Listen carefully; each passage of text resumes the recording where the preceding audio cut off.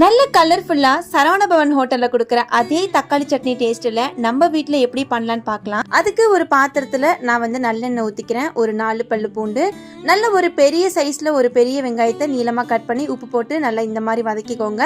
கொஞ்சமா கறி லீஃப், ஒரு 4 பழுத்த தக்காளி போட்டிருக்கேன். கொஞ்சமா கலருக்காக மஞ்சத்தூள் ஆட் பண்ணி இந்த மாதிரி வதக்கிக்கோங்க. சுருக்குன்னு காரம் சாப்பிட்றவங்க 3 வரமிளகாய் போட்டுக்கோங்க.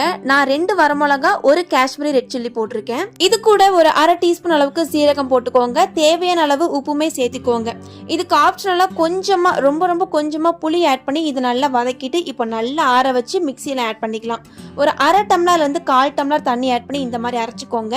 ஒரு டைம் அரைச்சதுக்கு அப்புறமா கொஞ்சமா ஜாகரி துண்டு ஆட் பண்ணி அதையும் நல்லா அரைச்சி கடைசியா எப்பவும் போல எண்ணெய், கடுகு, கடலைப்பருப்பு, உளுத்தம் பருப்பு, கருவேப்பிலை தழலாம் போட்டு நல்லா தாளிச்சிட்டு இப்போ சட்னி நல்ல தோசை கூடயும் நல்ல மெதுமெதுன்னு இருக்கிற இட்லி கூடயே சாப்பிட்டு பாருங்க. ரொம்ப டேஸ்டா இருக்கும். மறக்காம இந்த மாதிரி வீடியோக்கு சப்போர்ட் பண்ணுங்க.